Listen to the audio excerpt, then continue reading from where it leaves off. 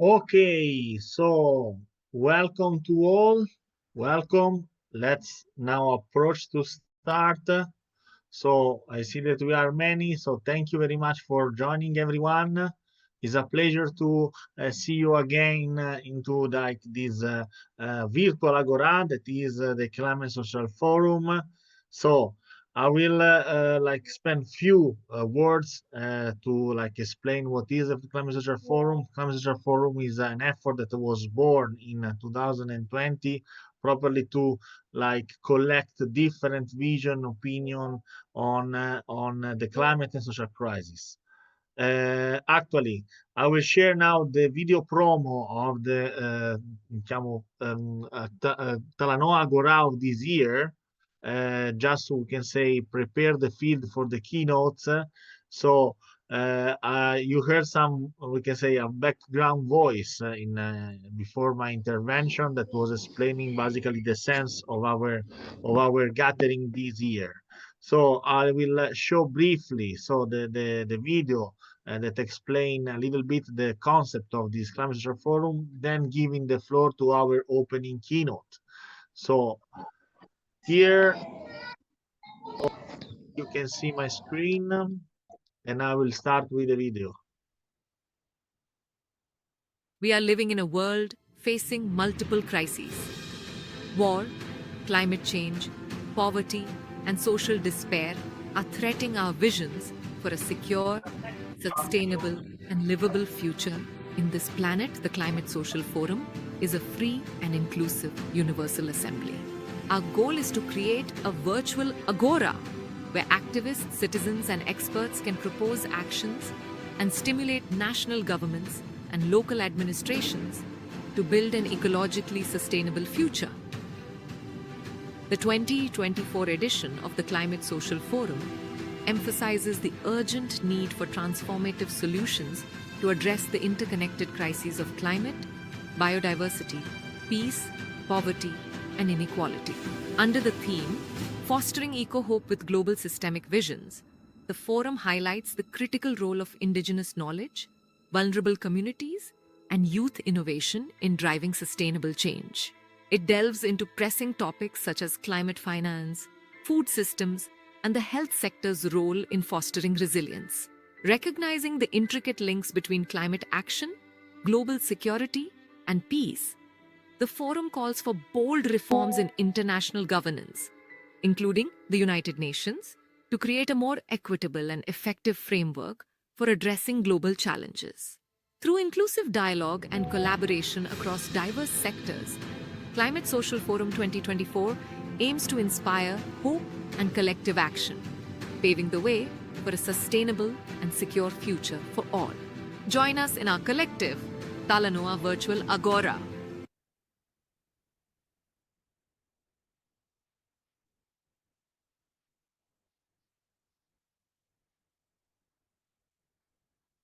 Okay, so we see the what is the Climate Change Forum. On the last slide was mentioned that is a virtual Talanoa Agora. Talanoa is a technology, a methodology to bring everyone on the table and sharing views in a peer-to-peer format. And this is very important for us because here we started. We started to have like discussion. I will present a little bit better all the process of the Climate Social Forum. We are now at, we can say, the fifth edition of this forum. And so welcome to all to this edition of 2024. And I will give the floor now to the opening speaker, Dr. Sudhir Joshi. Hi, Dr. Joshi, it's a pleasure and honor to see here you again. Thank you very much for opening this 2024 edition of the forum. I will let you the floor to introduce yourself and also to, you can say, go into your presentation. So please, Dr. Joshi, the floor is yours. Uh, Thank you. Good morning, good afternoon, and good evening to respected chair and all distinguished speakers and delegates. Myself, Dr. Sudhir Joshi. I am a district Ayush officer of Government of Gujarat, India, and also Director SDG Brigade India. and since last 3 years we are closely working with the CSF, and now officially I am a part of CSF, and it's give me great opportunity and immense pleasure as a keynote speaker in this prestigious webinar. So uh, before starting my session, I want to say something like we just now finished COP29, and we are not that much committed and not sure about the climate finance and other issues. So we expect from all stakeholders, all agencies, governments, and United Nations that we must come forward and streamline for our mission and vision. So my today's topic is intervened crisis role of education fostering eco for the sustainable future. I have put focus on the youth and education for sustainable future. So next slide. Yes, this is my title and my introduction. Next, please. The concept of intervened crises such as climate change, environmental degradation, social inequality, and economic instability highlights the interconnected nature of global challenges. These crises demand a transformative response, and education plays a central role in fostering eco-hope, a hopeful and proactive attitude toward ecological sustainability. See my words, ecological sustainability that we want for sustainable future. So I mark out some 8 to 10 points. So what should we do? Next slide. The first is raising awareness of interconnectedness. Let me tell you, all the SDGs are interconnected and interlinked. You can't address one SDG without addressing other. So we have to know this interconnectedness with topic, with target and indicators. Education helps individual understand the systemic connections between environmental, social, and economical issues. These are these three pillars of sustainability by highlighting how action in one area impact others, like the link between deforestation, biodiversity loss, and climate change. It cultivates a holistic perspective on sustainability. So this type of raising awareness of interconnectedness of these three pillars for sustainability is very essential. The second, promoting eco-literacy. Eco-literacy involves understanding the principles of ecosystem and how human activities impact the environment.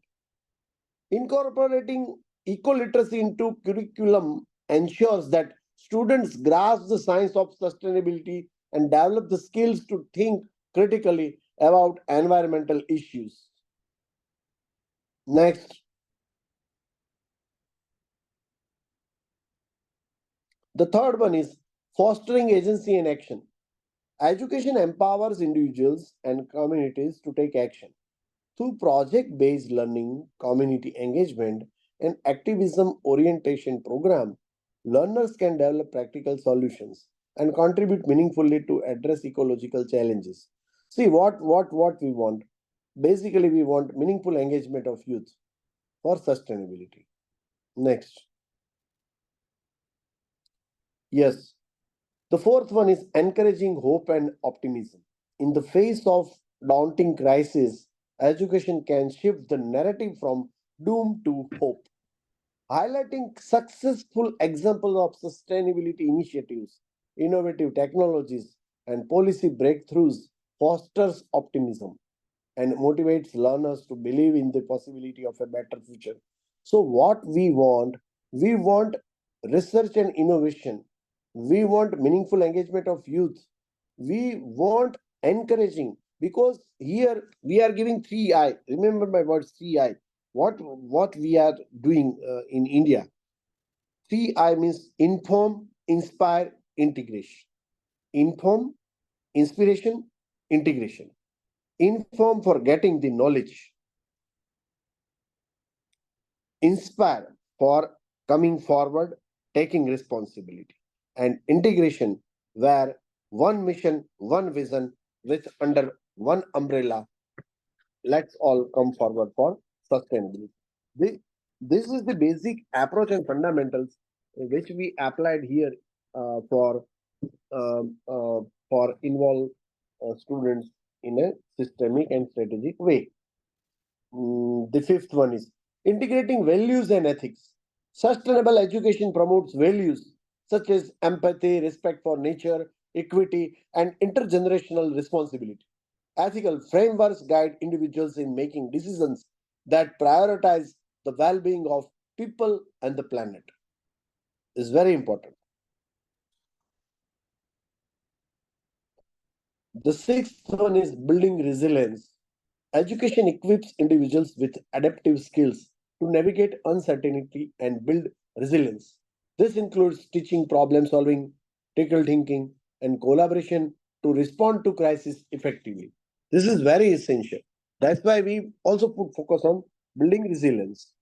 Next, global and local perspectives. The seventh one is seventh, emphasizing global citizenship fosters a sense of responsibility for the planet as a whole.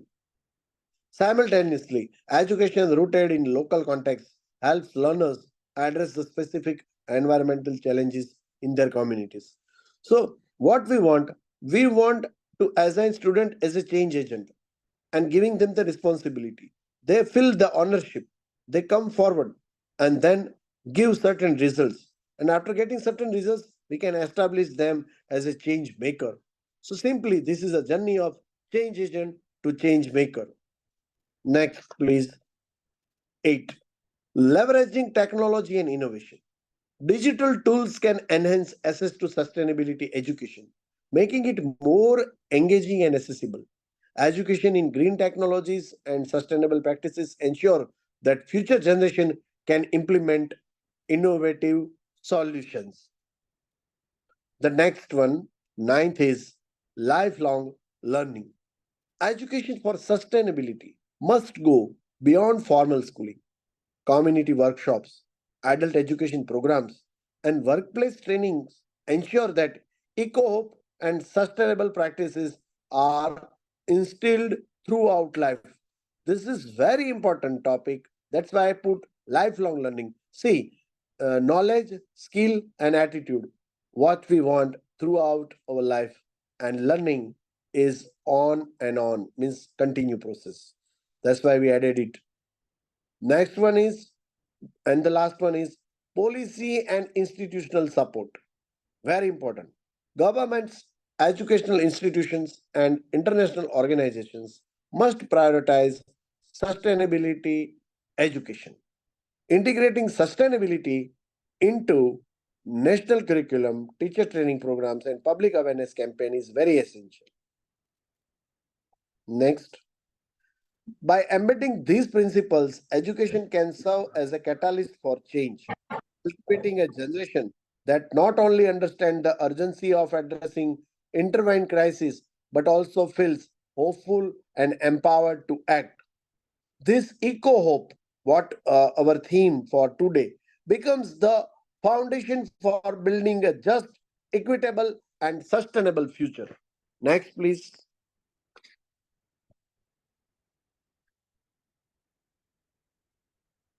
Yes, the very important last three lines which I described here. We want meaningful engagement of youth for best implementation of policies and nice execution of all programs with excellent collaboration of various stakeholders, government agencies, UN agencies, and youth led organizations for achieving SDG 2030. What our mission and vision.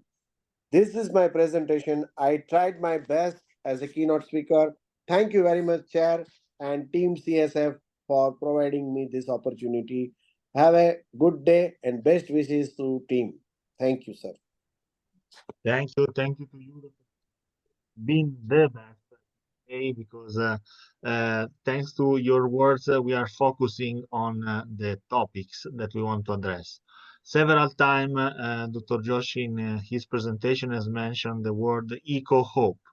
This is our effort this year in a world of multiple crises, as we are going to see. We want to also present positive case studies. Every day into like the next 5 days into the Climate Social Forum, we will address a topic. The track of this day is properly crisis.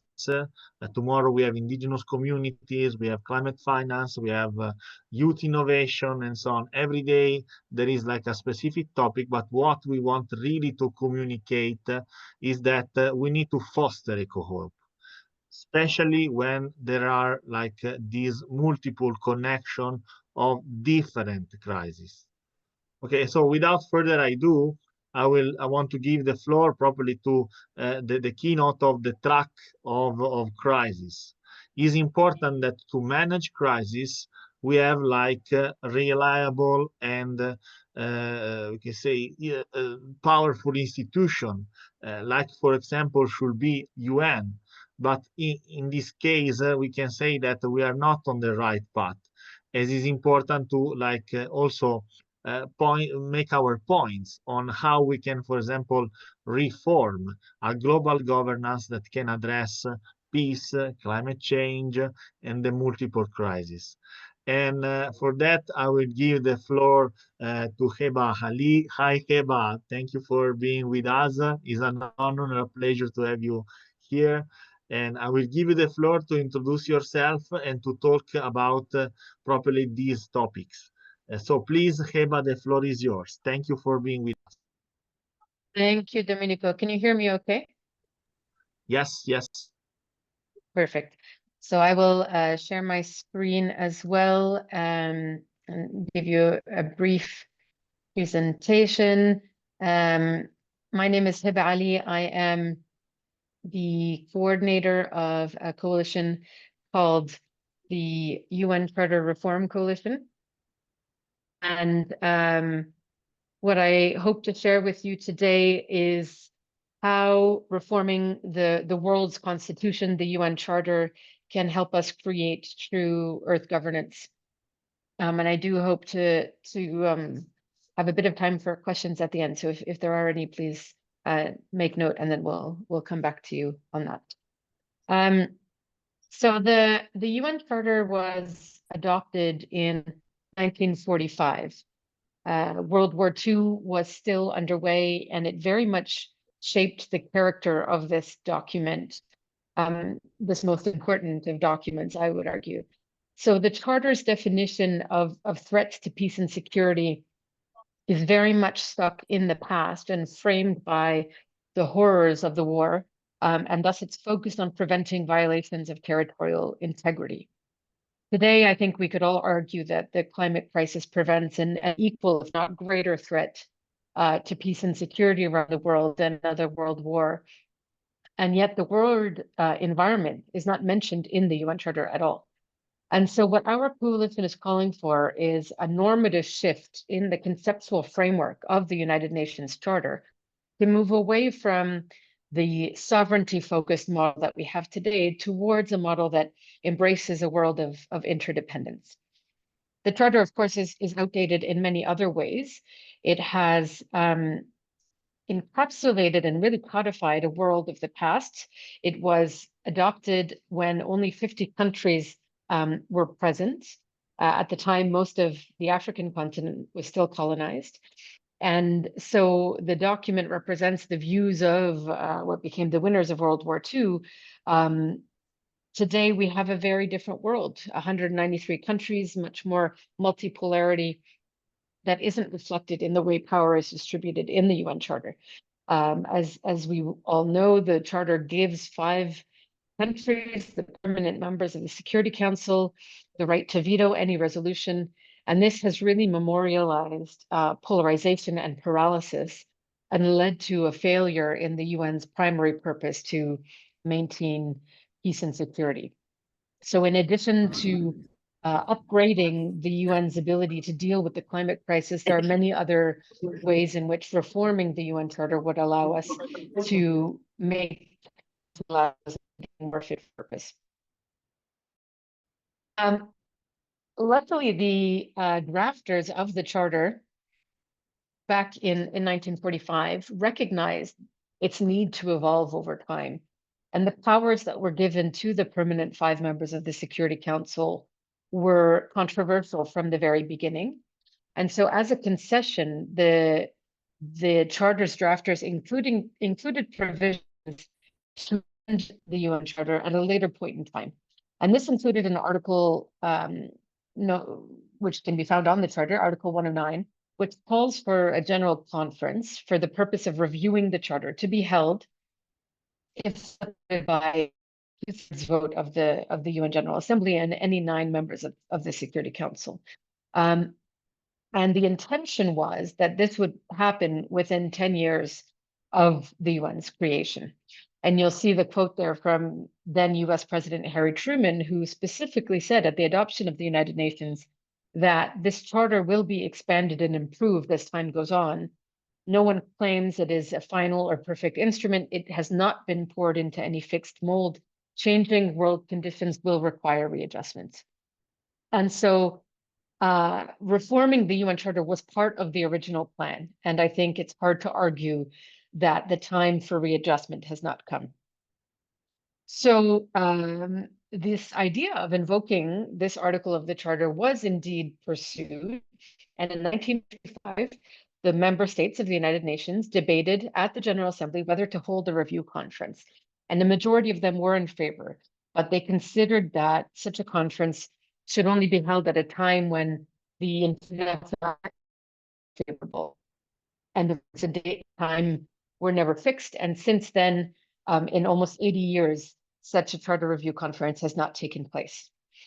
There have been many advocating for Article 109 to be invoked. This has happened for decades, mostly within academic circles, but hasn't really been accompanied by a political strategy to move these ideas into action. And so that's what we are trying to work on today.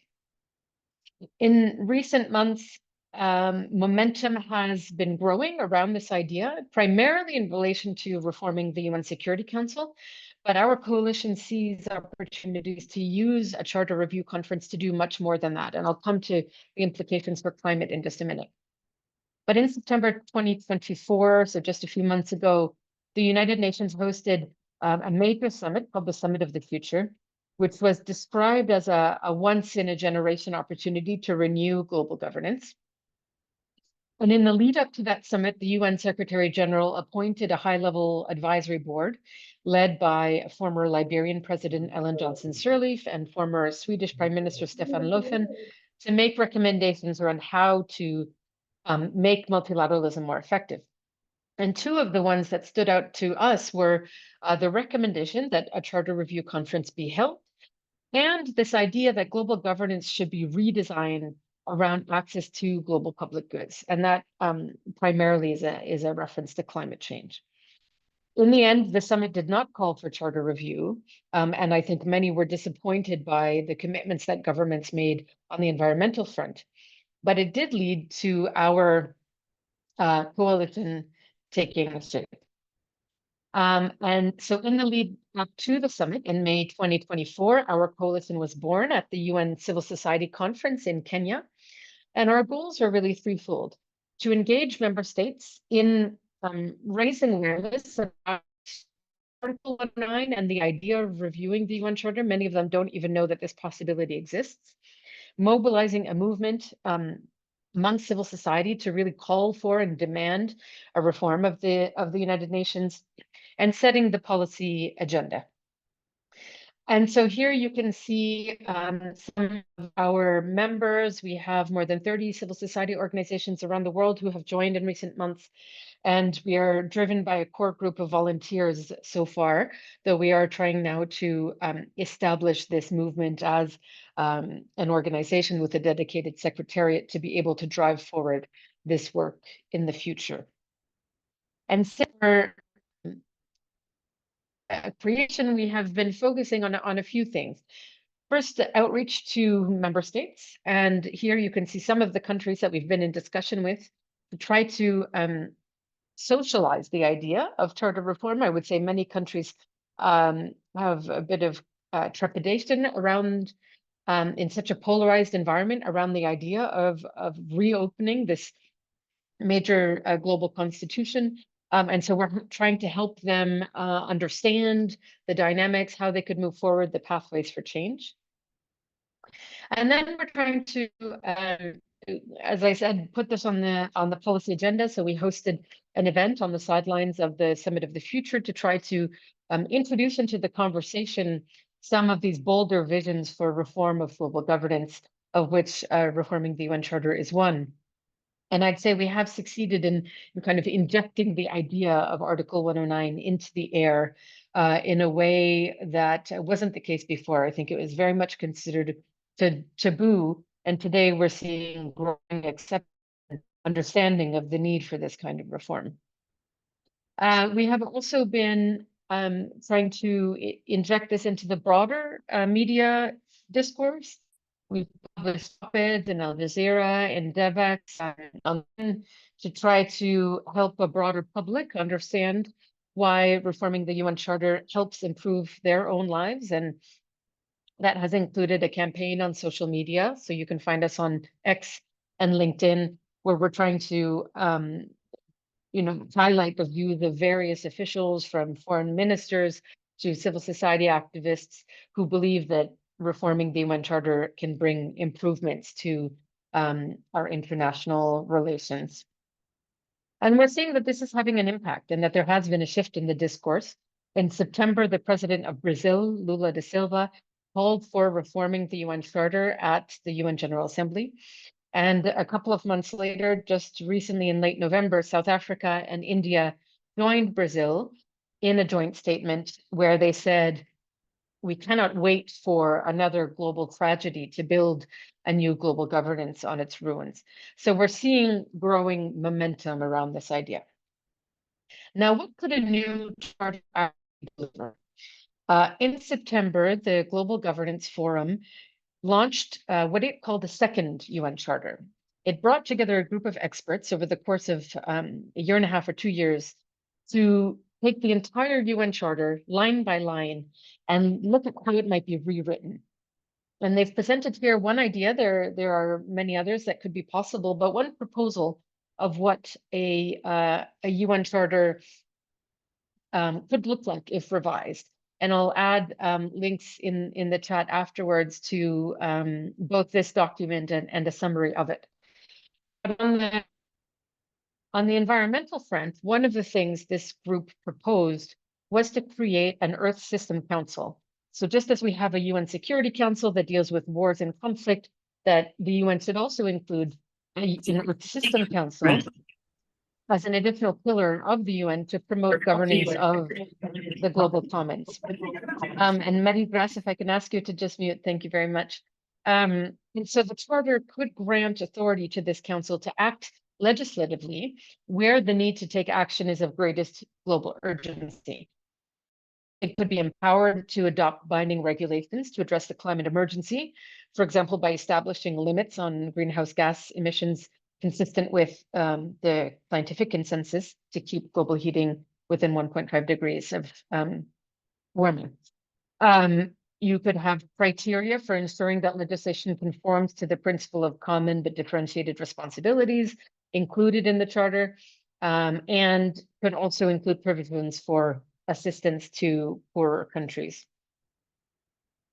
I find that would act very much like other organs of the United Nations. It could have a membership here. It's proposed that it would be 54 members elected for 3-year terms by the General Assembly, that its functions, its objectives would be to really limit the damage and degradation that we're seeing, and ensure that respect for those environmental limits are done within the ideals of justice and equity, and that its functions would be first and foremost to kind of harmonize, consolidate, and coordinate what is now a very highly fragmented global environmental governance architecture. that would build on the existing institutional framework by subsuming the UN Environment Assembly into this new UN Earth System Council to create a more robust organization. And obviously, no institutional structure can substitute for a lack of political will. But the vision here is that once it's functional, this Earth System Council could help close some of the institutional gaps between the current environmental structures and what we know is necessary to meet the planet's life-threatening global environmental challenges. It also proposes the creation of a global environment agency, and this would become essentially the executive organ of the Earth System Council. The UN Environment Program that currently exists would be incorporated into this agency and given more powers so that it could act under the aegis of the Council and have the real ability to carry out its mandate.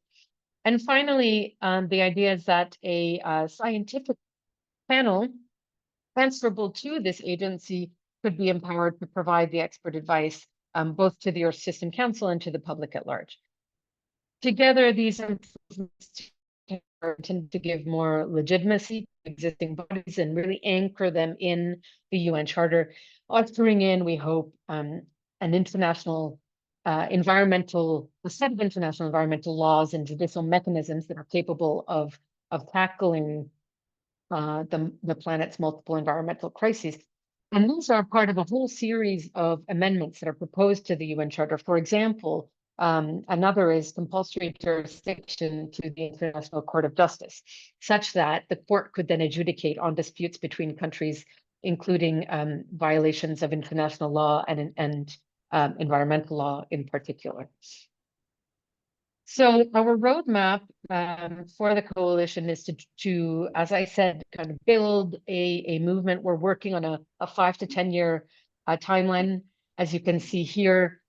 So first, really growing our civil society base, and then hoping to attract and create a group of friends among member states that would commit to furthering this agenda. And that by 2027, we could have the UN General Assembly approving a resolution calling for a general review conference. That would then lead to a preparatory process with consultations around the world. And then our hope is that by 2030, a review conference could begin as part of the post-SDG agenda. This might seem ambitious for some, particularly given the move we see today towards more authoritarian and transactional governments in many parts of the world, and governments that are perhaps less inclined towards international cooperation. But we know that the current global governance we have is not tenable. It will need to change.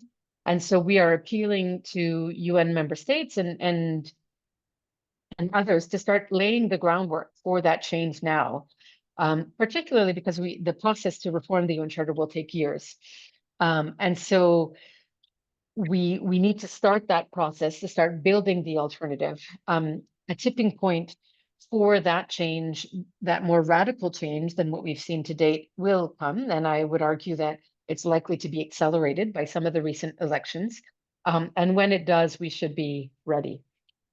And so we encourage you to join the coalition calling for reform of the UN Charter. There are many different ways you can do this. As individuals, you can join the mailing list to receive updates on the coalition's work. You can join a subcommittee. You can see the ones we have listed there to help advance our work. And as organizations, you can become members. And that really means that you support the call for charter reform, and that where you see opportunities to support the coalition's efforts, that you can help identify opportunities to raise visibility, amplify the advocacy messages, but it doesn't commit you to any financial costs or other costs. So we very much encourage you to, I'll post the link to our website. You can see through the QR code there as well. But to check out the work of the coalition. I think overall, as citizens, we need to give our politicians a mandate to engage in global governance reform. For now, so long as they're not facing pressure from their constituencies, they have been moving in the opposite direction. And so we need to build a movement that spans climate activists, peace activists, those who are advocating for more civil society engagement at the end, more gender equality. All of that can come together across these different sectors and movements in this call for the kind of international governance that we deserve and that we need. So thank you very much. Happy to take any questions if there are, and I'll drop some links into the chat. Thank you very much, Heba. Really, I'm really honored, and I will reiterate this that we had you in this venue because first of all, it's a way to join forces. We, as Climate Social Forum, we decide to follow the work of the UN Charter reform and also to help Heba and the team in the effort. And also because, Heba, I want to say that this topic of reforming is something that we as Climate Social Forum, we also addressing since few edition. Also, the previous edition was there was a discussion, for example, on the reform of the Security Council and so on to grant more, say, sustainable peace and so on. And also we are coming after COP, as was mentioned by Dr. Joshi. And even in COP, I will tell this little information, even a personality like Al Gore has mentioned that, for example, in COP process, something need to change because they are very slow and we are not on the page. But now I will stop myself talking. I will let the participant eventually to raise questions. And eventually also we can have an interaction with you, Eba, for the next few minutes. So please, guys, thank you very much for attending. If there are some questions for this interesting presentation, it's an honor and a precious moment to have Eba here with us. So take the chance. A question from Saul: how is this the same or different to the San Francisco Promise? It is the San Francisco Promise. So the San Francisco Promise was that if these countries signed on to the UN Charter, they would, within 10 years, have an opportunity to review, redistribute power, make changes, which, as I've said, hasn't happened. So what we are trying to do is essentially hold them to that San Francisco Promise and create the pressure, the energy, the momentum for this to finally take place. Thank you very much, and thank you, Sol, for the question. I don't know if there are any other questions. Don't be shy. Let's take this great chance, as I said. I Okay. saw again. Yes, very interested in collaboration. I can give you a few examples of the kinds of collaboration we've had with others. I mean, so this is one example, the Climate Social Forum inviting us to speak to you today. We have other groups who are working with us on research, universities that are having students help with identifying which countries might be most amenable to reforming the UN Charter. We have, of course, the opportunity for membership, meaning that your organization becomes a member of the coalition. We collaborate on events with different groups. So we have co-organized events in different venues with others. So very open to discussing, and I'll put now into the chat the email address of the coalition so that if you have ideas or want to just brainstorm together, we can do so. Thank you. I see that Nageswara Rao, you opened the microphone. I don't know if you want to ask something. Nageswara Rao Maguluri.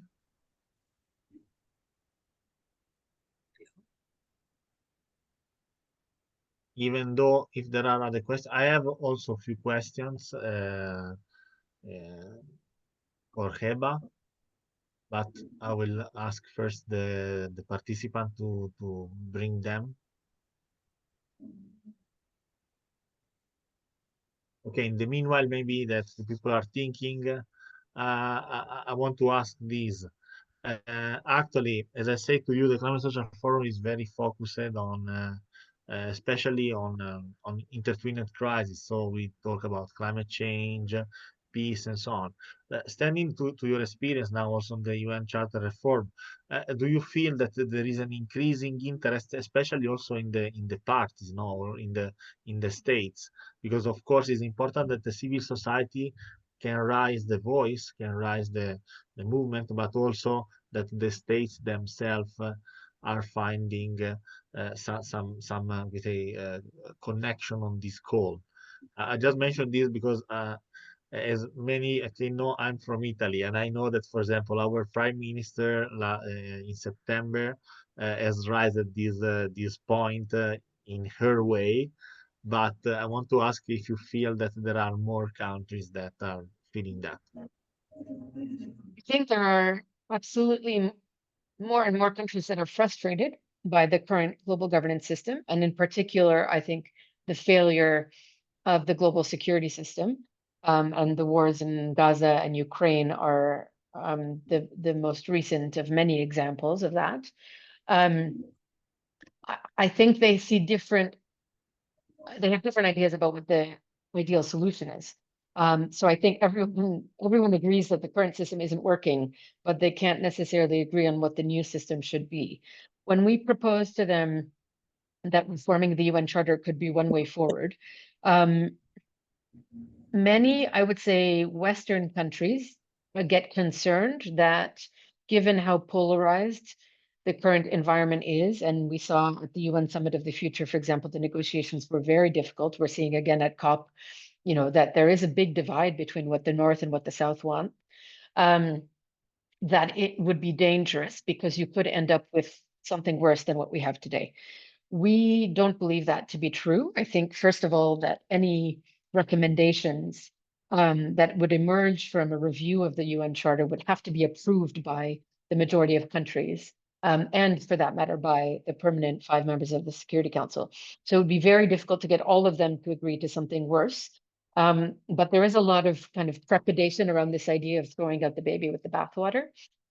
And that's why we need to do this kind of socialization with the governments and help them understand. When you look at the second charter document that I shared, you see actually you get comforted right away that this is clearly an improvement over what we have today. So it's a matter, I think, of helping move people from where they are today to what's possible, and in the current moment, it's very hard to imagine something better. That said, you talk to the African countries, they're obviously interested in reforming the Security Council. You talk to the small island states, they're obviously interested in better climate governance. You talk to the emerging powers like Brazil, South Africa, India, they're frustrated by the lack of equity in the way power is distributed. So there are a lot of countries that stand to gain from this. It's just a matter of finding the formula that allows them to all kind of come together. But I think what this is primarily about is renegotiating what multilateralism should be. And I think for many countries that benefit from the current system, that's scary because they don't necessarily want multilateralism to be reshaped by countries of the global south or countries that haven't historically had power. So that's where I think some of the tension lies. But I would say we are certainly seeing more momentum than we've ever seen in the past. And I do think that tipping point is coming soon. So it's more a question of when, not if. Got it. I concur on your words because I was in COP and I felt this polarization so much. And that's dangerous, as you said, for the multilateralism that we have to protect. So really thank you for your answer. And so My pleasure. I'll just one final thought just to say that, it's clear that governments now are going to, given this polarization, they don't have an incentive to work together unless we as citizens push them to do so. So there is a really important role, even though what I'm talking about really is intergovernmental processes. Civil society will be critical to creating that push to get the governments to be more ambitious in these and more cooperative in these kinds of negotiations. So yeah, it ultimately will, I think, fall on us to get them to do the right thing. thank you very much. So if there are other questions for Heba, maybe let's take the last two. They say take the chance is a very important guest that we have, and really uh, can give really something that maybe is not so common to have in venues and discussion also like this and so on. Please take the chance.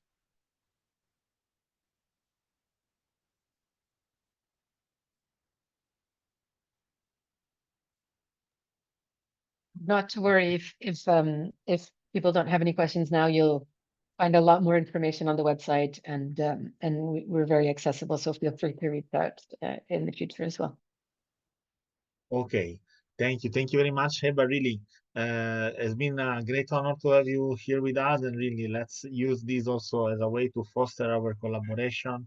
We as Climate Social Forum, we are born for that. We are born as a virtual agora to discuss, to confront ideas, and so on and so forth, for improve also the current situation. So let's work together once again, and thank you very much for being with us. Thank you. Okay. So let's continue today. As we said, we are facing like different and multiple crises, also trying to find different and multiple point of view. But before going ahead with the other keynotes, I want to take few moments to explain basically how Climate Social Forum is working, also for the ones that maybe are here for the first time. So basically, Climate Social Forum, as we say, is a virtual agora that was born in 2020, in a year that, of course, every one of us remember for COVID. And so group of activists was very concerned of the fact that there were no, for example, climate negotiation during that year, but climate was actually something running on. And so why don't organize online discussion? That was the main idea. And so we can say set us as a free, inclusive, universal assembly or agora where citizen and expert can join. We had also some inspiration from the Manifesto Climatico Latinoamericano. For the ones that doesn't know, the Manifesto Climatico Latinoamericano was an effort that was done during COP25 in Madrid, and that was supposed to be in Chile, to collect in a participatory way all the issues, all the requests and concern of the civil society organization from the grassroots. And actually, that's what we try to do with our virtual forum. Here you can see the example of the 2020, where we create the climate action path or tracks. And among the tracks, we organize discussion like the one that we are having today.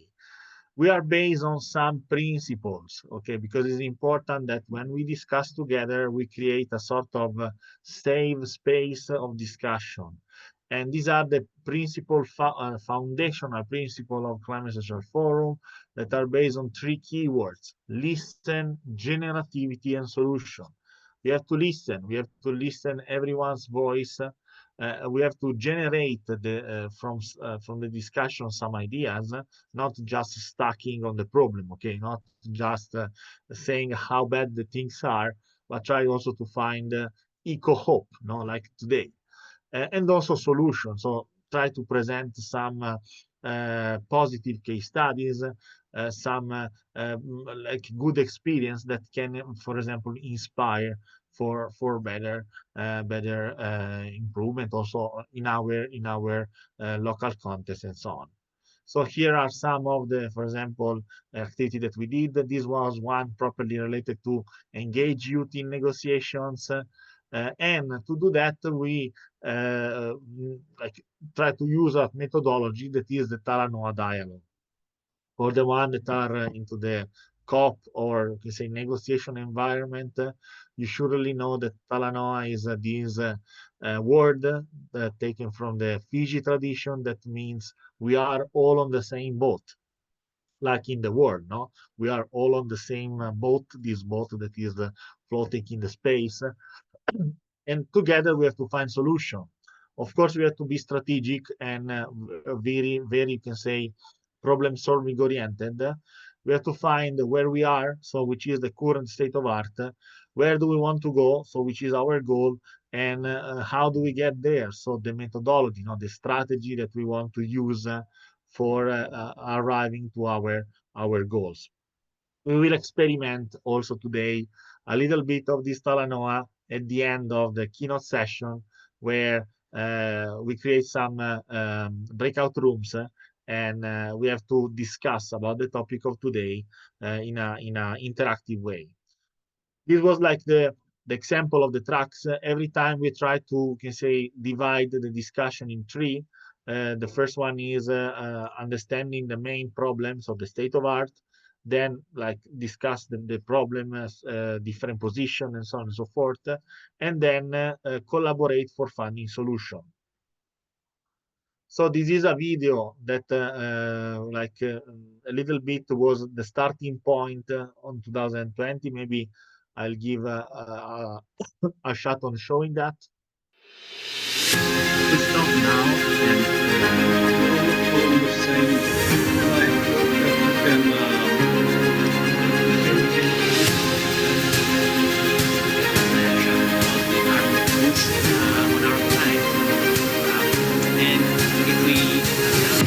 In search of water, in search of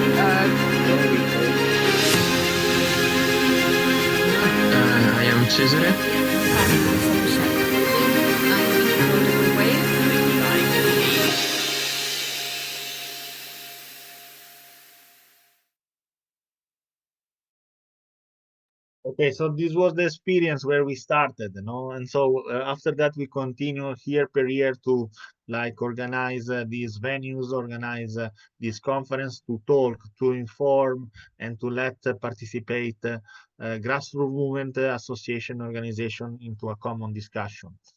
Every year we are like sharing some documents with the participant that we want to fill, of course. These are active documents that we create for each track, and with the Talanoa dialogue, with the moment of interaction, like ones that we will have after the end of today, we are producing some documents that we call track documents. Then we reorganize and collect into final outputs. You can see on our website the proceedings and the final outputs of the previous conference, and usually we present these in important venues.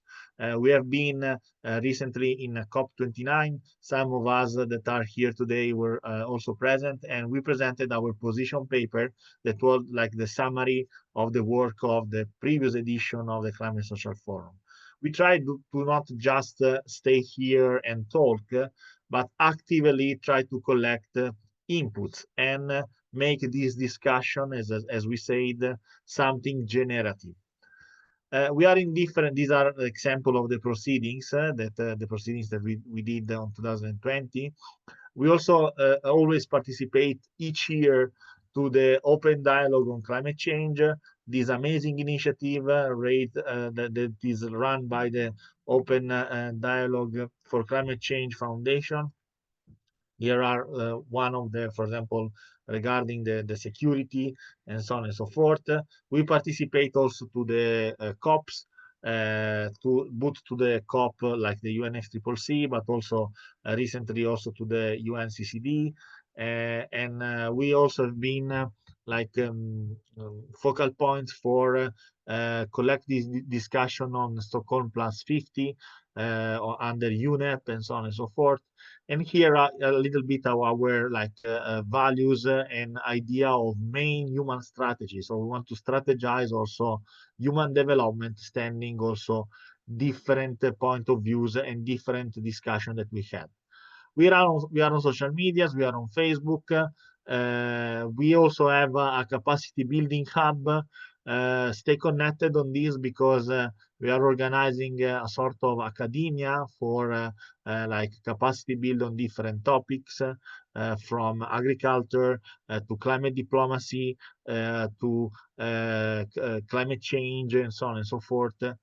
And if you want to collaborate, in case you can also visit our website. You can collaborate as a volunteer. You can join our network of organization. We are more than 200 organizations that are networking to make the Climate Social Forum possible.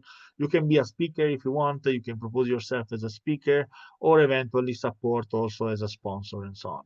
Here are our contacts. You can reach us on this different platform. I suggest to go especially into the YouTube platform, where all the videos and recording about the forum are stored and there. So if you have time, really try to catch the amazing discussion that during this year we had. Okay, so let's continue our agenda. First of all, I don't know if there are some interventions, some questions also on what I explained and so on. Let's be interactive. As I said, this is a forum, an assembly, and so we can really interact among each other. So in case you have something to say, something to share, just raise your hand and I will give the floor. So try to continue in the meanwhile with the agenda. Now I want to give the floor to a very friend from the very first moment of the Climate Social Forum, a very friend also personally, we can say, that surely can talk a lot also on intertwined crisis. We talk also about education. And she's really an expert on education, on really also with also innovative ways. And I want to give the floor to Moran Solbrosa. I saw that she's there. Moran, I don't know if you can speak. I give the floor to you, please. Thank you very much. I can update my name in a moment, or you can do that for me, maybe, Domenico. Hello, everyone, and thank you for the opportunity to be here and participate in Climate Social Forum 2024. I am going to speak to education and the importance of education as a tool for us to actually reach our climate goals, as well as some of the tools and curriculum that's already out there that can be used. And I wish that there was more awareness about what already exists, what's been developed and approved by leading scientists and educators around the world. And the first piece that I'd like to refer to is actually from Project Drawdown. Can I have a show of hands for those who are in the room, and those who are watching later, you can raise it to yourself. Who's heard of Project Drawdown? Great. Okay, got a couple hands up. And if I look at this room as a little microcosm of the world, it's exactly the challenge that we're seeing. So a lot of people speak to education being a very powerful tool to make impact, influence, inspire, and make change. There's famous quotes, etc.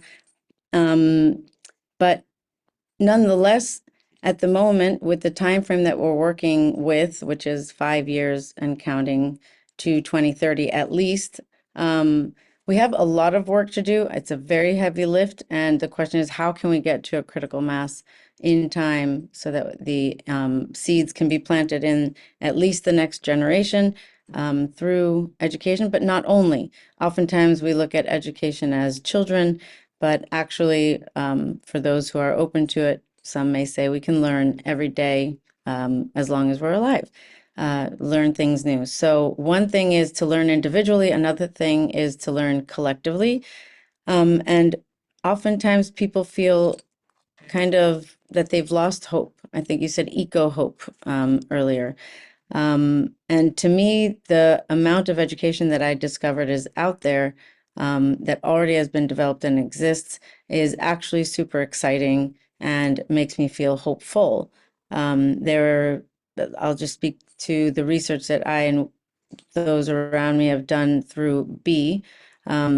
We ended up with too much curriculum for even 1 year of schooling if we were to take it all, which is great. However, we want to make it accessible to the institutions and preferably systematically, top down through ministries of education, see if we could help to both empower the ministries of education as well as the teachers in those systems, and so that it could trickle down to the students, who then each student has their own ecosystem that they are embedded in, and then their ecosystems get inspired. And this is one way of leveraging education for the ripple effect.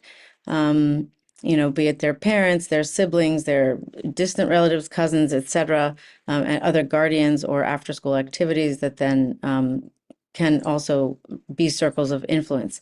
So going back to Project Drawdown, the beauty of Project Drawdown is that, first of all, it is accessible worldwide. It's online, it's offline. You can buy the book. They also have a second book called Regeneration, which is super fascinating. But the beauty of Project Drawdown, it says that it's the most comprehensive plan ever to reverse global warming. That statement in itself, speaking to what even Hiba and others who spoke before me, I could say, what are you talking about? The most comprehensive plan ever to reverse global warming, meaning there is a plan. There's a plan to reverse global warming, and we're not using it. And why aren't we using it? And why don't more people know Project Drawdown?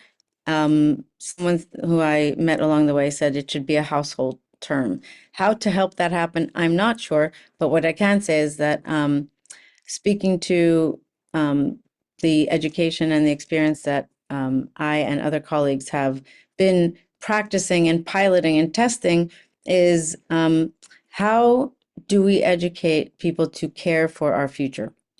And so we created a program. May I share screen?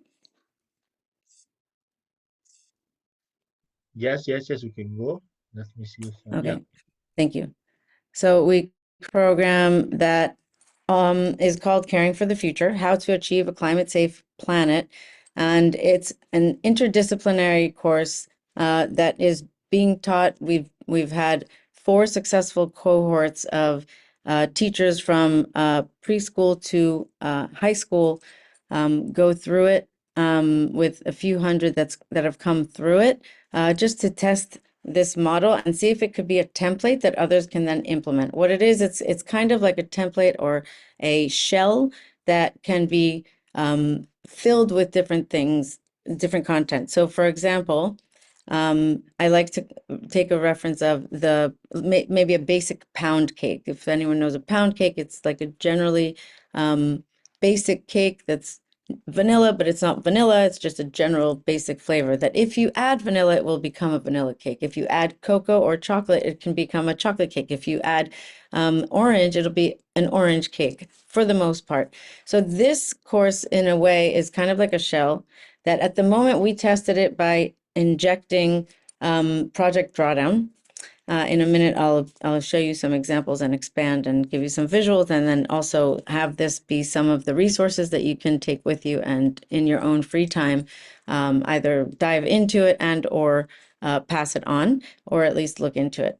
And so the idea is Project Drawdown as is also material that's ready to go, ready to use, whether you purchase the book or use their materials online. And by helping teachers, let's say, have access to it and awareness to the fact that it exists and how to use it as a tool in the classroom, it could be super empowering.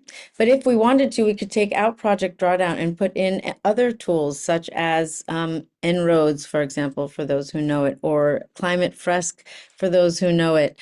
And the list goes on.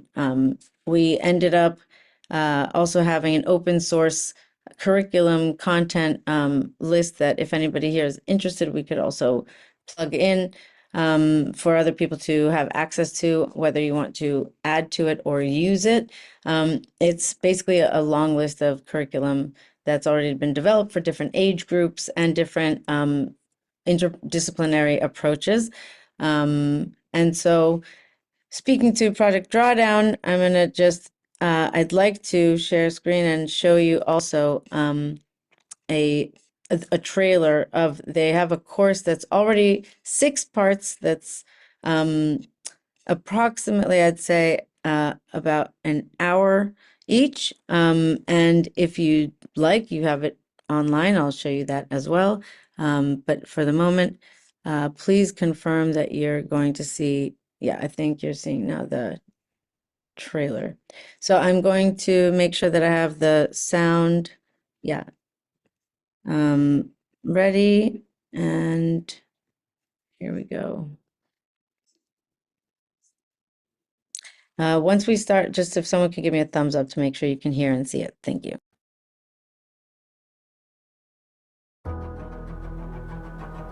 Our water, our food, our air, our health, our security, our economy are all connected to what happens to weather and climate.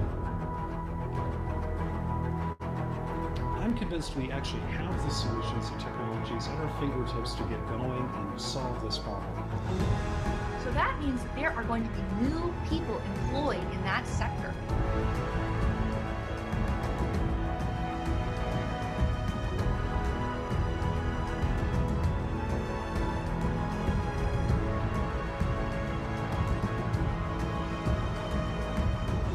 We get to build the future we want. It hasn't happened yet.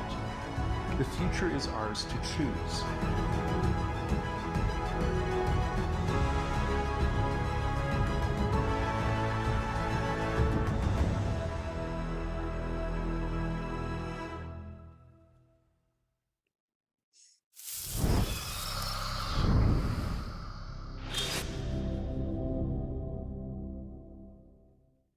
So welcome to Climate Solutions 101. We're going to get started to think about.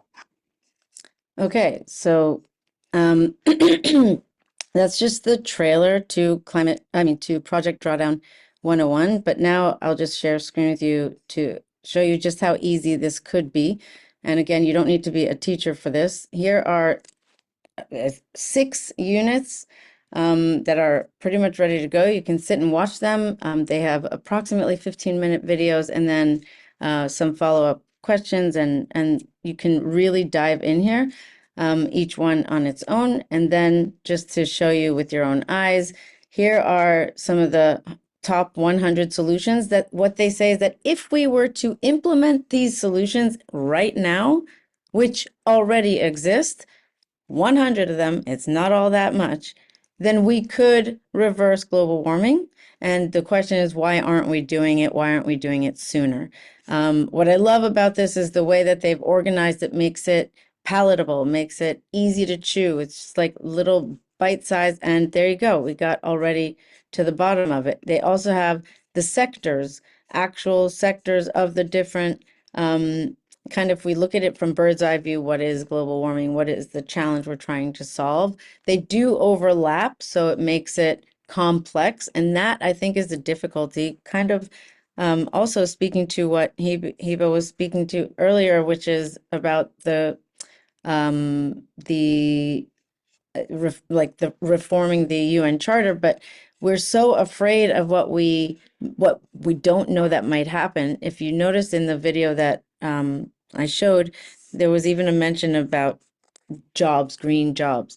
There are so many solutions that actually, if we were to implement them, everyone would be so much better off and probably even more wealthy and have abundance of food, water, education, etc., that we shouldn't be so afraid. But the way that they've kind of contextualized it and framed it here makes it really easy to understand, I think, the complexity of it. If you look this here, I'm now flipping through the list of the 100 solutions. So if we had the sectors before, now we have the solutions. And you can go into it. There's ranking, etc. And again, you can find all of this in books, in the book itself, if you want to purchase it. The bottom line of why using this example is saying that actually the importance of education and the ripple effect that it has both in the present and for the future is one that's super powerful. And also Project Drawdown, specifically the fact that they've already done the research with leading scientists, and they actually have come up with a formula that means that we can reverse global warming, then I think it's something that if you even take a little bit of it every day, you can learn a lot about it and maybe calm your own eco-anxiety, and hopefully that can birth some eco-hope in you as well, which can be channeled to be motivation to make a change. And if enough of us make a change, once we're aware of the change that needs to be made and what some of the solutions are, I think people will be empowered. And that, to me, is where education is key, for people to both be informed, inspired, motivated, and then empowered to take it into action. And so that's actually the biggest reason I really love Climate Social Forum, people coming in from all over the world and all the different perspectives, all the different sectors, everyone specializing in their area, in their field, and then we all come together and actually get informed, inspired, empowered by one another, and then have the option to take it with us, and then the choice of what we do with that. So with that, I'll basically conclude. I'll say next steps for us is to, we have a community of practice, so anybody who's interested can actually join. We have monthly meetings. We will have future courses, and we look forward to expanding to train trainers so that we can actually have more courses simultaneously, and perhaps set an example for other ministries of education, and maybe even next year at COP30, be able to present it and maybe inspire other ministries to use the template that already exists, since we already have testimonials and of the impact through the teachers that have gone through it already. With that, I will say thank you so much for the opportunity to speak. And anyone who wants to be in touch, please do through Climate Social Forum. And thank you very much. Any questions, you're welcome to ask. Thank you very much to you, Morana, and really let's give Morana a big virtual applause, you say, because really talking about eco hope, hearing about words like this is really helping to foster eco hope. So thank you very much. If we have some questions for Moran, also on the project that she presented, Project Drawdown. I also personally go into that. Is really an amazing approach, an amazing also positive way to foster solutions. So we talk about solution, and let's talk about solution, because we cannot struggle in the crisis. We have to find a way out. So if there are questions, please.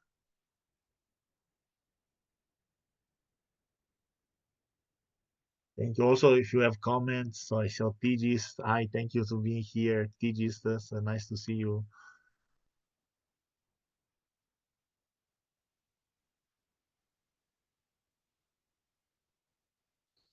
Okay, so Moran, if you want, maybe you can remind us next appointments or like possible ways on communicate with you and so on and so forth. So let's keep in touch and let's also be this an arena of collaboration. So please. Sure, absolutely. I think our next community of practice meeting will be January 6th. Yeah, so first of all, if anybody would like to join or get more information about that, you're welcome to write your details in the chat. And I do see a question in the chat and I see a hand up. So Domenico, would you like to manage that and tell me where to go first? Yeah. So I think Michael first has raised the hand. So please, Michael, if you want to speak out, and then we have the question from Heba. Michael, please. Okay, thank you for the floor. Thank you for the floor once more. I'm Michael Kakule, the Chief Executive Officer at Academia Group DRC, which is a youth-led organization working to support and to empower young people through beekeeping and agribusiness. I appreciate so much this insight, and it's very inspiring. And my question was just how can we just access to such fruitful intervention during our community events, such as next year. We have already planned to hold 4 conferences at universities and 4 conferences at schools to try to see how we can empower our communities. I don't know how we can access to those special program about that. Thanks in advance. Thank you, Michael. So first of all, we can be in direct contact if you'd like, and then we can expand on it in a private conversation to understand better what framework you're working with and the timeline, and then connect you to either our team or other people in our community that's growing, and you're welcome to join as well and even inquire, ask them. We believe strongly in collective intelligence. Pardon me? No worries, no worries. Go ahead. Can you hear me? Yeah, please go ahead. It was just a microphone. Yeah. Sure. So that's number one. Number two, we could absolutely share with you our materials, and then depending on how comfortable you feel with it or any questions you'll have at that point, we'll absolutely go over it together. So does that sound like a good starting point to you? Okay, thanks in advance. We take note about that. Amazing. Excellent. Yeah, I look forward to doing that together, and thank you for the work you're doing. There was So a I'll look at question from Eba, and does Yep, the I'll look at the slowdown focus on technical solution, not ignore the politics that are really blocking climate action? Very nice. Thanks, Heba. That's a great question. So I'm not going to speak officially as Project Drawdown because I'm not officially Project Drawdown. I am working in partnership with their content that they created. However, what I will say in just as like a quick reflection to acknowledge the question, from my understanding, it's not necessarily about ignoring the politics. It's about technically understanding the whole systems thinking aspect of the complexity of overcoming global warming.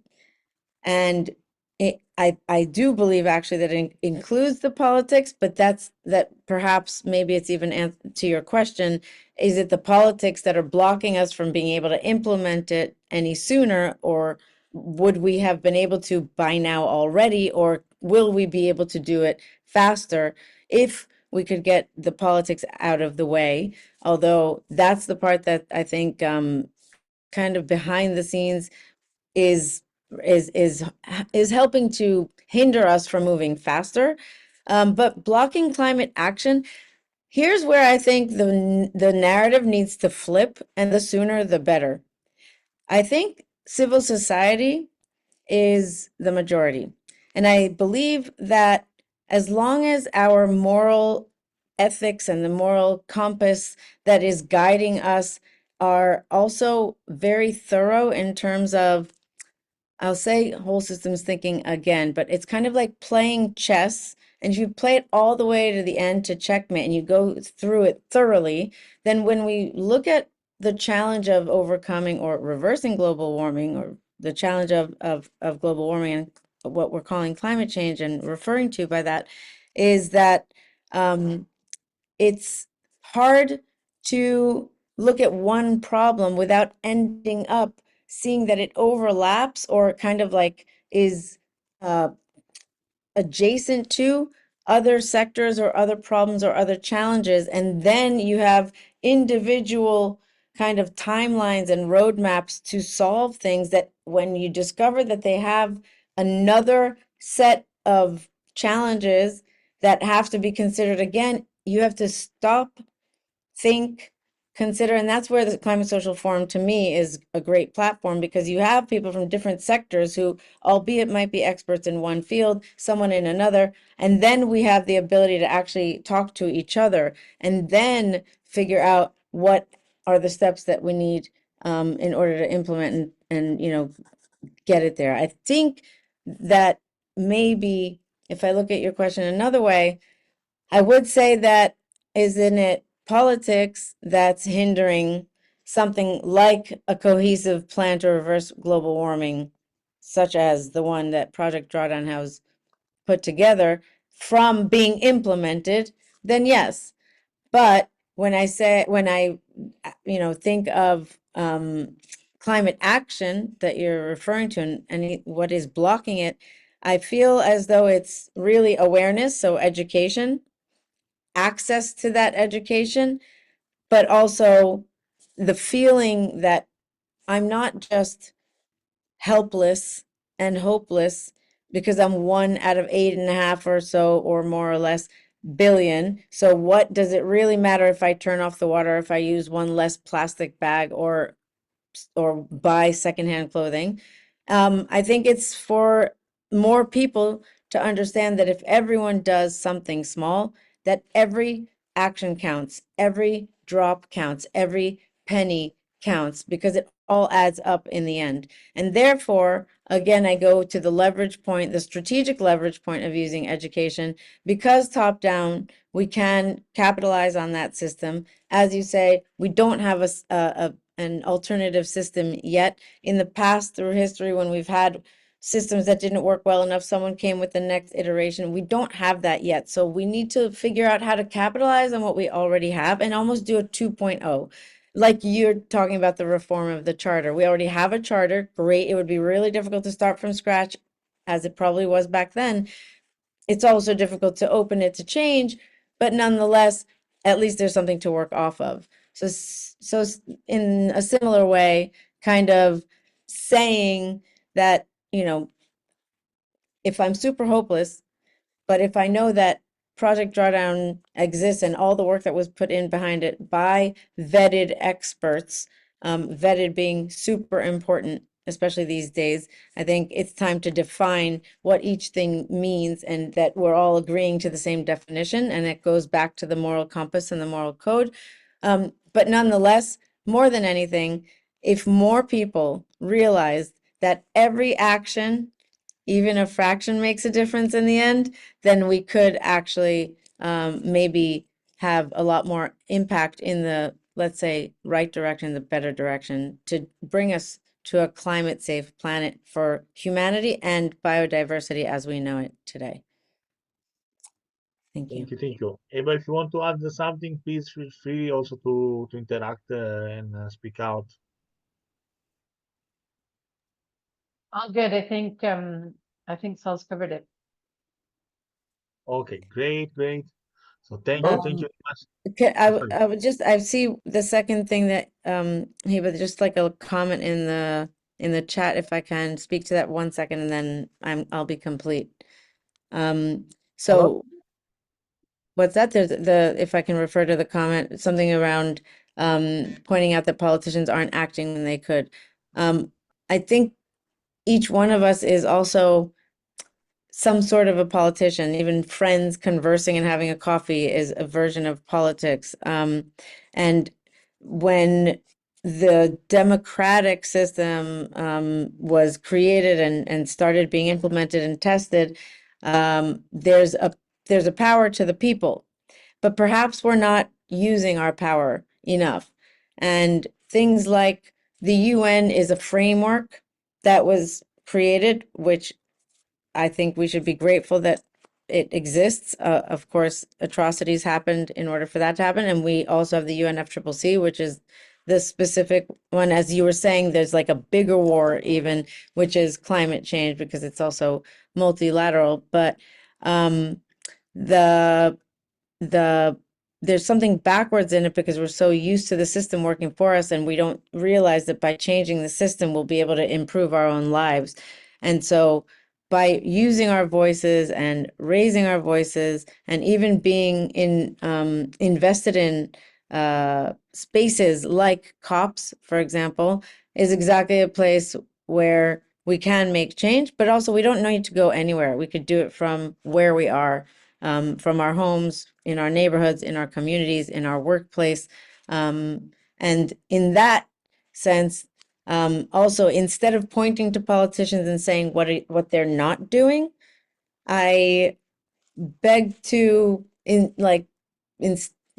of inspire people to, instead of saying what's wrong, say what we can do. Instead of pointing out the problems, why don't we point out the solutions?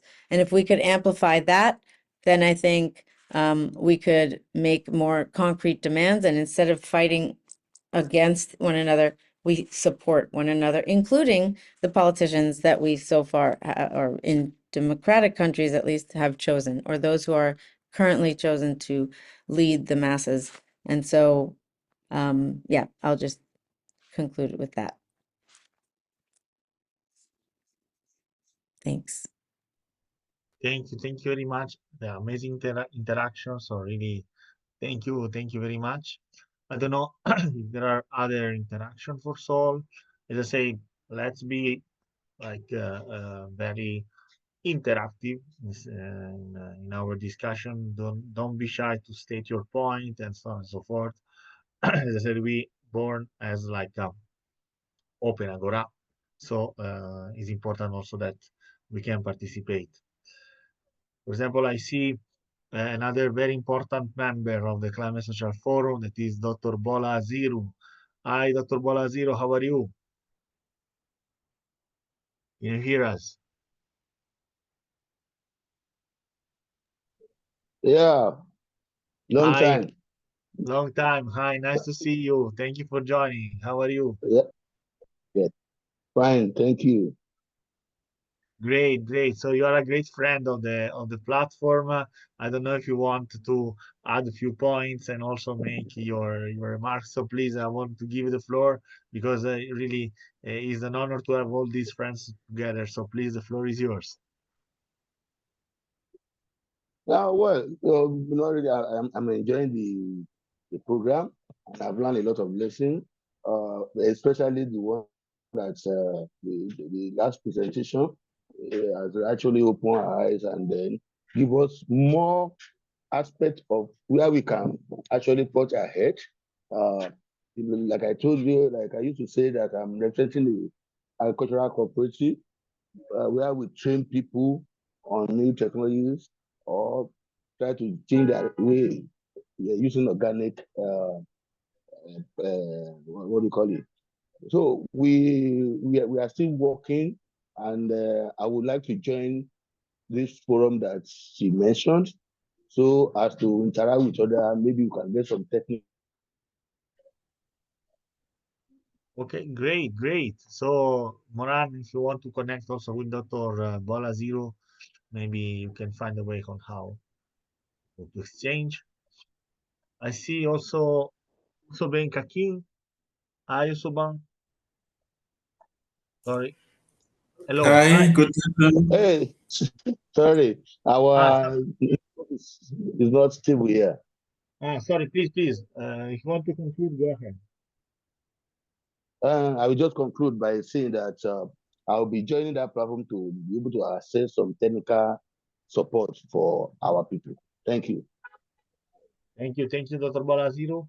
Usube, please, the floor is yours. Hi, good afternoon. Hi. My name is Husube Kakine. I am the national coordinator of a zonal NGO. We are working in Chad. This is Central Africa country. I'm Great. here to learn more from you. Thank you very much. Thank you very much for being with us. Let's also give a greet to Moran Solbrosa. So thank you very much, Moran, for being with us. Always an honor to have you here. So hi, Moran. Okay. Thank you so much. So let's continue this interaction because I'm just, we can say, warming up on the moment in which we will have like our Talanoa session. So maybe before starting, let's a little bit introduce ourselves. We are making now a round of intervention, Dr. Balaziro, the previous speaker. We have also Daniel Sanga. Daniel, hi, if you want to introduce yourself.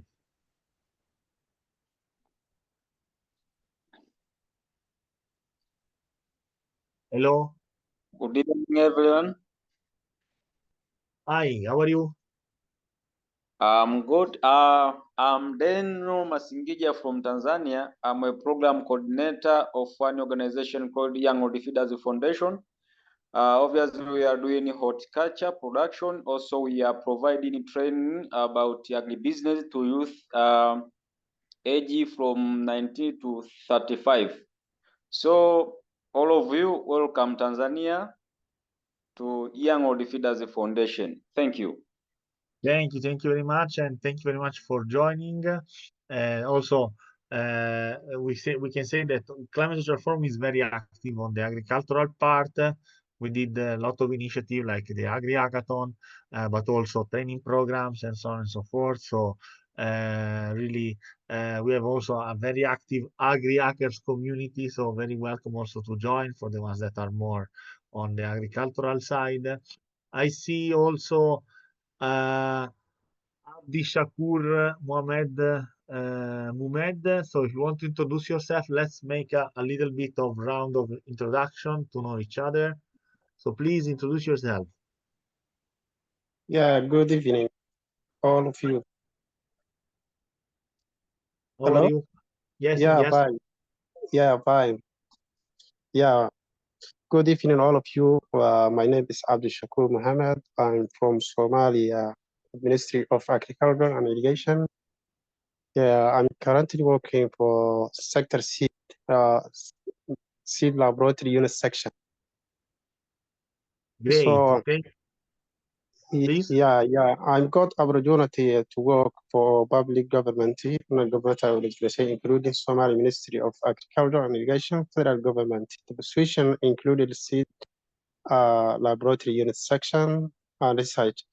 I have 6 years experience for field agriculture, food security, environmental management, and climate change, agricultural marketing value chain, and crop production and soil science. I have also advised the skills, experience, and policy planning, metri and evaluation, conflict management. So I'm very glad, to participate for this valuable training. So I hope to get more knowledge. So thank you all of you. Right. Thank you very much. Thank you. Yeah. I see also Alpha Laser. Alpha Laser, are you there? If you want to introduce yourself.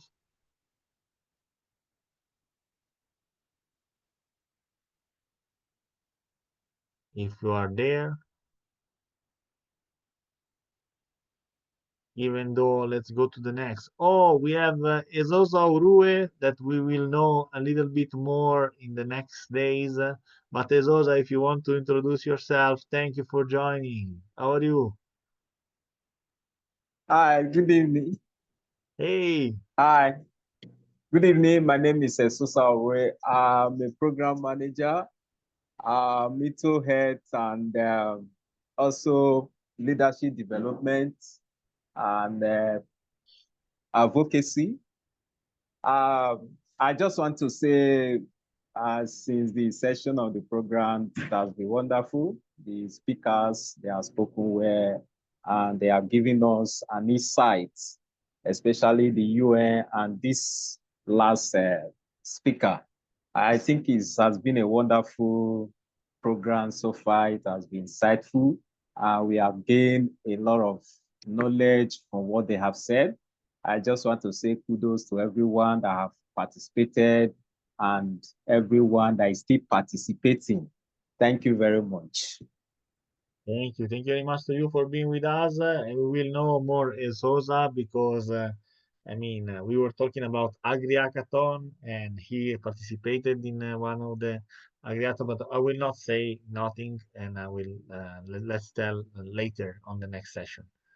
So I saw also on the chat, Tigis, how are you, Tigis? We were talking about COP29. With Tigis, we share a lot of moments together. So hi. Hi everyone. I'm not sure if you are able to see me, but yeah, I'm fine, thank you. And I'm really happy to join this meeting and to really also learn from partners, collaborators, and I look forward for more engagement and contributing. Yeah, my name is Tigustan Dashaw and I'm based in Addis Ababa, Ethiopia. I am working on climate action policy advocacy. I am a consultant and I support the civil society organizations in Ethiopia. I am part of the task force for climate action with all civil society organizations in Ethiopia. And I'm also part of the technical working group for climate change and health initiatives at the Ministry of Health. Yeah, I engage in various forums linked to climate change with the UNFCCC COP meetings, the UNEP, UNIA meetings, also with the UN Civil Society Unit, some of the activities. So happy to be here and I look forward to more engagements and collaborations and also contributing to this endeavor. Thank you so much. Thank you very much, Tigis, for being with us. Let's go to the last presentation and then let's organize the breakout rooms. Premadesh Leki, hi, welcome. Thank you very much for joining. If you want to introduce yourself so we know each other a little bit. I don't know if you are there, Premadesh Leki.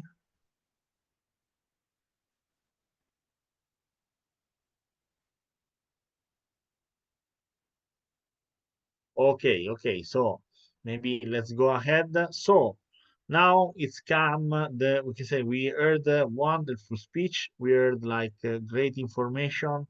But as I said, Climate Social Forum is not just talk, but is also discuss and confront to make some, we can say, outputs. I will share again my screen very quickly on the Talanoa dialogue methodology. What is the Talanoa? Let me go to the presentation. So is a methodology for discuss, for work together, and it is based on three key questions that are where we are, where do we want to go, and how do we get there.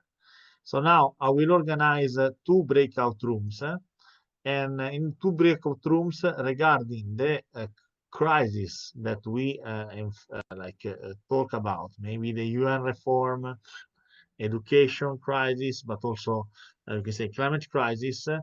I want that you discuss together about where we are, for example, where you are in your country, where we are in the world, where we are in the context that you most like. Where do we want to go? So which are the solution? Which solution do you bring? Also hearing new information that we share today, and how do we get there? So each one, you see, you have these. Each one of the groups will have these two open documents that now are blank, but I hope that after the discussion there will be more field of or notes or keywords or whatever. And I would give you like 30 minutes, so you can have really a great discussion to fill out these documents. I will intervene in some of the rooms, so I will be a little bit making jump here and jump there on the two rooms that we will create as a breakout room, because as I say, let's discuss, let's confront, let's be interactive. Climate Social Forum wants really to activate, so go and let's activate. So I will create new two rooms. Okay, just accept the room where you are. Okay. See you in 30 minutes.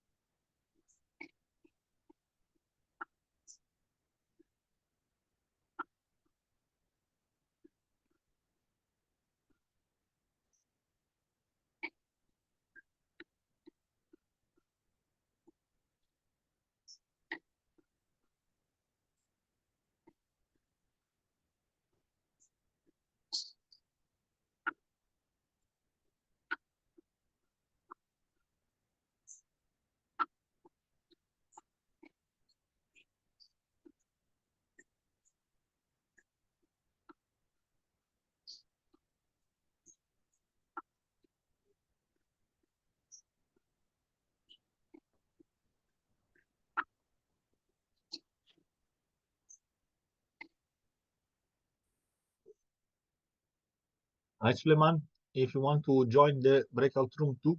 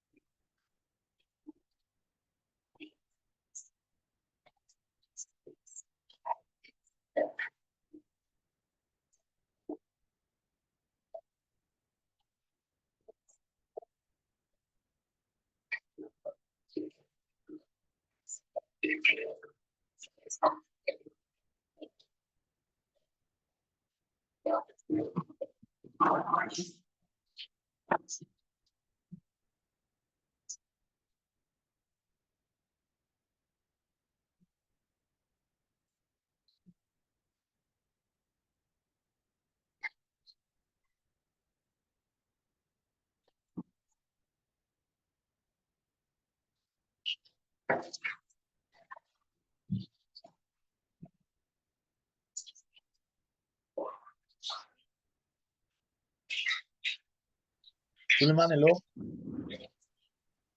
Hello? Muhtar, hello? Can you hear me?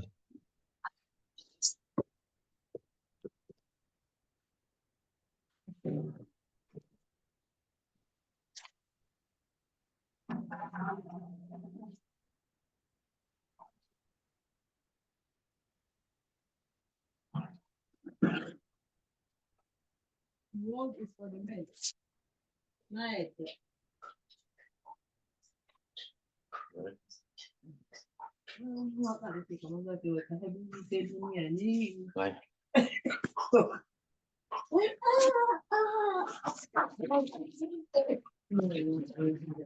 Outside people. I can tell.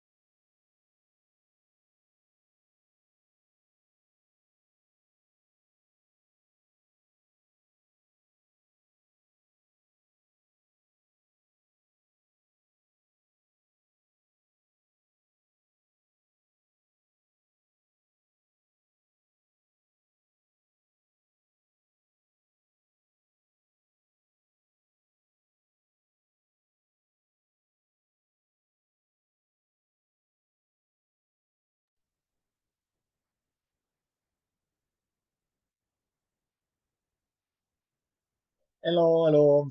Welcome back. Welcome back. Hi. So, welcome back. How it's gone? It's been a fruitful discussion. So maybe now in these conclusive moments of the session of today, maybe I'll give the floor to one per group in order to report what was the discussion about and I mean a little bit of the outcomes from the discussion. I don't know, Tigis, do you want to go first?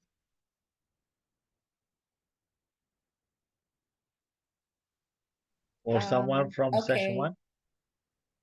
Okay, thank you so much, Domenico. And in our group, in terms of where we are, we have said that there is a lot of escalated problems when it comes to climate change, and the crisis is getting worse. From time to time, there is lack of prediction, famine, flooding, unreliable rainfall, and food security is a problem. And temperature rise is affecting people. The supply of energy and cost of energy is high. And so especially in East Africa with Tanzania, Kenya, Ethiopia, there are similar problems of short rainfalls, repeated droughts, and farmers having problems even to be able to keep up with the haphazard rainfall and planting. So that's creating, impacting the food shortage and food security issues. And because of the high temperatures, now there is high prevalence of diseases like malaria, so health is being affected. In terms of the NFCCC processes, we have said that there is encouraging developments, but more needs to be done. And in terms of the education, it's very encouraging to see the different initiatives, but we need to scale up. Where do we want to go? We want to go to a place where there is a good action addressing climate change, energy more reliable than fossil fuel, more renewable energy. We need to be at a place where greenhouse gas emission is reduced, and we want to get to a place where communities have adapted to climate change and are resilient. How do we get there? We have to move away from lip service to climate change issues, invest in renewable energy, reduce greenhouse gas emissions, address the plastic crisis to also reduce greenhouse gas emissions from plastics, use indigenous knowledge and tap into technologies, look into the restructuring of UNFCCC processes to give more attention to solutions. And we have said that climate finance is critical. Thank you. Thank you. Thank you very much. Amazing work, guys. Really impressive. I don't know if the other member of the group want to add something. I think you were with the Dr. Bola Ziru, Alpha Laser, Evans, Zina. Okay, no, really congratulations. Congratulations because it's a very valuable discussion and then we will report this on the outputs. I don't know if group two, I saw that at a certain moment group two, they remain very few. And so I think that Osube, do you know, I don't know if you have some outputs to present.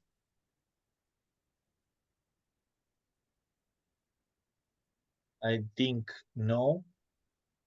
Okay, okay, it's fine. No worries, no worries. So very good. Congratulations to Group One for the amazing outputs that you achieved. And so now, as as I was mentioning before, the program on climate change reform will continue tomorrow. I just go to the agenda and to the track of tomorrow, and wish you also good evening. So next track will be on indigenous people and importance of indigenous people for addressing the multiple and intertwined crises. We will have like Giuliana Roshiro Yaku as a keynote, together with Valena Mosca and Goku Rajendra. These are the three speakers of tomorrow. And then, as usual, we will have a Talanoa discussion on the topic of the day. I will send to you you can find the link of the Zoom room on the program that I share you again in chat. And so without further ado, I really thank you everyone for the amazing session that we held today. It was a good start for this Climate Action Forum 2024. I hope that you enjoyed also, and you learn and you share information. And see you tomorrow then on the same hour of today. Thank you very much to everyone. See you tomorrow. See you. Thank you. Thanks so much. Bye. Bye. Thank you. Bye.